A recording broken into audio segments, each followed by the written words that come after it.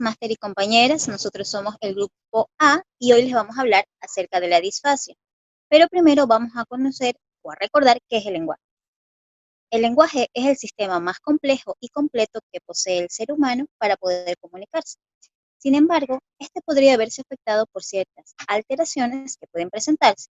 A esto se lo conoce como trastornos del lenguaje. La disfasia es considerado dentro de los trastornos del lenguaje. Y esto se da por las fallas en su organización. Afecta la expresión y la comprensión del mismo. Las causas se consideran posiblemente endógenas, es decir, que no tienen un origen específico, pero se les suele asociar a problemas neuronales o cerebrales. Estos problemas están presentes en el niño desde el desarrollo primitivo. Entre las características principales está que afecta de una forma grave la función comunicativa. También los niños muestran un lenguaje muy desorganizado. La disfasia no puede ser asociada a la sordera, al retraso mental, a las deficiencias motoras o los problemas o trastornos de la personalidad. Además, los estudios señalan y recalcan que este tipo de trastorno se da más en el sexo masculino. La disfasia presenta un conjunto de síntomas extremadamente complejos. Estos de aquí afectan lo que es el lenguaje y pueden ser asociados a otros trastornos evolutivos. Existen algunas definiciones que lo consideran como un trastorno idiomático. Este afecta la integración, la percepción y la conceptualización del lenguaje. En la expresión podemos encontrar varios puntos importantes, como que el niño tiene una comunicación muy pobre, utiliza un vocabulario muy reducido y tiene dificultades en la escritura, redacción y lectura debido a los obstáculos que él tiene para la adquisición del lenguaje. En la comprensión tiene mayor dificultades que los niños con retraso del lenguaje. Tiene dificultades en la lectura al momento de poder repetir y recordar ciertos enunciados largos. Y por lo general presentan conductas ecolálicas, que son aquellas conductas donde él repite las palabras o gestos que realizan las otras personas. Aspectos característicos en niños que pueden presentar disfasia, trastornos psicoafectivos. Estos se dan debido a que el niño siente tanta presión al no poder adquirir un lenguaje como los niños de su edad, que se siente presionado. El retraso del razonamiento lógico y tienen dificultad en la estructuración espacial para reconocer el día, la noche y ciertas nociones básicas como adelante y atrás. Las características antes mencionadas, los autores Rappel y Engel en 1983 las distribuyeron en 3 subcategorías. Entre ellas se encuentra la agnosia verbal auditiva, quien en el sujeto no entiende el lenguaje y se comunica con gestos, cuya expresión es nula o casi nula, incluso en la repetición. Es decir, que él tiene deficiencias en el campo perceptivo y cuya discriminación de fonemas a nivel sintáctico se les dificulta. Otra subcategoría está la disprasia verbal. En ella existe una comprensión total o parcialmente normal, pero con dificultades en la organización articulatoria de los fonemas y de las palabras. Y como última subcategoría tenemos el déficit de programación fonológico. En ella la comprensión es relativamente normal, pero con cierta fluidez de producción, aunque con muy poca claridad. Las causas de la disfasia suelen estar asociadas con una dificultad en la maduración y las estructuras del lenguaje, aunque en muchos casos es difícil detectarlas a tiempo, mas sin embargo en otros se sabe que puede estar relacionado con traumatismos cráneoencefálicos durante el parto, enfermedades infecciosas que afectan directamente al sistema nervioso central, como la meningitis y la encefalitis, produciendo alteraciones en los órganos que intervienen en el lenguaje. Otro de los aspectos a tomar en cuenta son las causas ambientales en el desarrollo emocional negativo y afectivo del entorno familiar, ya que establecen una relación directa con el infante. Otro de los factores son los factores genéticos y hereditarios, que en ella tienen que ver el historial clínico de los progenitores, ya sea de la madre o del padre. Consecuencias. Debido a las dificultades que tiene el infante tanto para expresarse como para comprender, se produce un aislamiento social ocasionando dificultades en la integración. Esto también puede llevar a que se realice un diagnóstico erróneo como el retraso en el desarrollo del lenguaje, la sordera, el autismo, entre otros. Básicamente, esto también repercute a nivel académico, ocasionando fracasos en el aprendizaje, ya sea en sus conocimientos básicos o en el aprendizaje de la lectoescritura. Todo esto puede ocasionar que el niño sufra trastornos psicológicos y se vea reflejado en los rasgos de ansiedad, déficit de autoestima o problemas emocionales. Tipos de disfasia. Disfasia fonológico-sintáctico. Se da aquí una mala combinación en la ejecución de la sintaxis y comprensión del niño.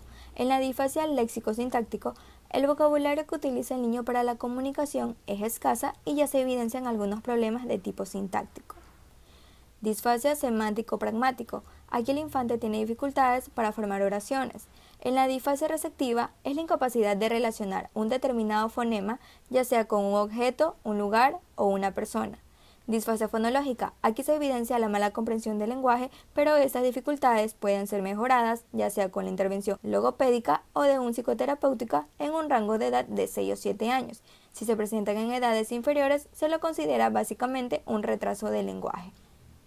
Los criterios para determinar a los niños disfásicos son déficit constante en el lenguaje en todos los niveles, ya sean comprensivos o expresivos, el retraso cronológico y desviación respecto a los patrones normales de adquisición y de desarrollo, graves dificultades para la comunicación y el aprendizaje escolar. Clasificación de disfasias. La disfasia se clasifica en receptiva, expresiva y mixta. La disfasia sensorial o receptiva, también conocida como sordera verbal, los pacientes con disfasia sensorial tienen un coeficiente intelectual normal o con ligero retraso, audición normal o ligeramente defectuosa, incapacidad para nombrar objetos, pobreza en las asociaciones verbales, capacidad limitada de imitar la palabra. Es decir, el niño es incapaz de analizar e interpretar los sonidos del lenguaje a pesar de que posee un buen funcionamiento de la audición. Por lo tanto, su comprensión es prácticamente nula. Es como si fuésemos a un país extranjero donde no entenderíamos la lengua que hablan. Disfasia motriz o expresiva.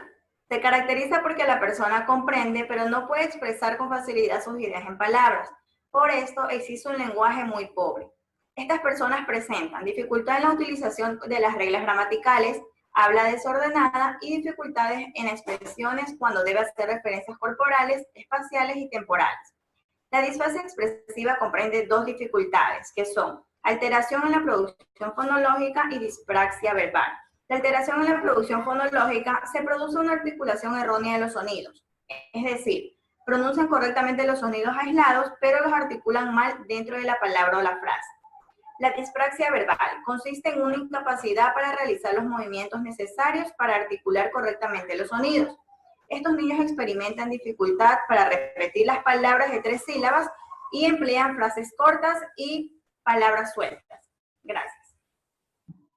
Disfasia mixta.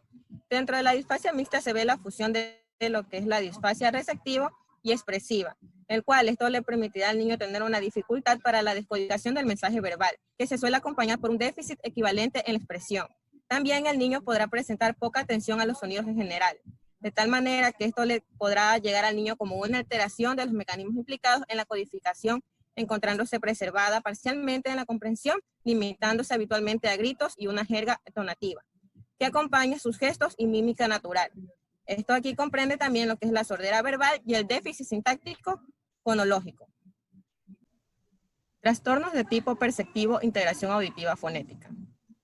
En ella encontramos dificultades a la hora de responder correctamente al cambio de consigna, probablemente debido a las preservaciones de las imágenes auditivas. También encontramos faltas de programación en su actividad lúdica, juego simbólico, alteraciones de la conducta social y afectiva con posibles rasgos de ansiedad y dificultades en el desarrollo cognitivo en relación al pensamiento con el lenguaje, y graves dificultades en el aprendizaje de la lectoescritura. Tratamientos para este trastorno. La disfasia se puede ir superando poco a poco si se utilizan las estrategias y los métodos de intervención adecuados. Es importante tener en cuenta que cada niño es diferente, por ende su ritmo de aprendizaje es distinto. También tener en cuenta la etapa evolutiva en la que se encuentra el niño. Entre los ejercicios de discriminación auditiva tenemos que se le enseña a distinguir sonidos distintos que son familiares para el niño.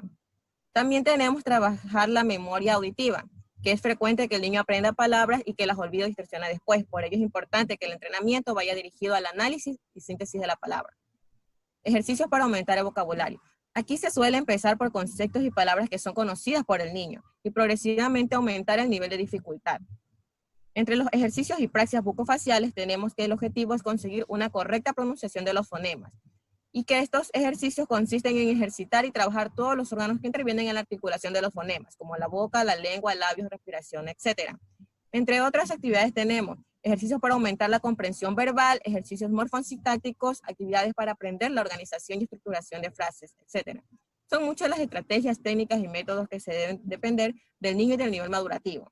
Pero también conviene aclarar que estos deben ser aplicados por profesionales y especialistas en el tema, y sobre todo contar con la colaboración de la familia y el colegio en el proceso de intervención. Si analizamos los elementos expuestos, podemos darnos cuenta que la disfasia es un severo trastorno del lenguaje cuyos síntomas abarcan ciertos aspectos como lo son morfosintácticos, léxico-semánticos, fonológicos y pragmáticos. Aunque existen algunos aspectos etiológicos que no se definen con claridad, se puede apreciar un origen endógeno que desorganiza los mecanismos neurolingüísticos y psicolingüísticos de la comunicación. Por otra parte, es evidente que los niveles de afección se pueden dar netamente en la parte expresiva del lenguaje, aunque también puede detectarse en la parte impresiva. Recordemos que la parte expresiva hace referencia al emisor, la persona, niño o adulto que tiene disfasia, y la parte impresiva al receptor, la persona adulto que se encuentra en el círculo más cercano de la persona con disfasia.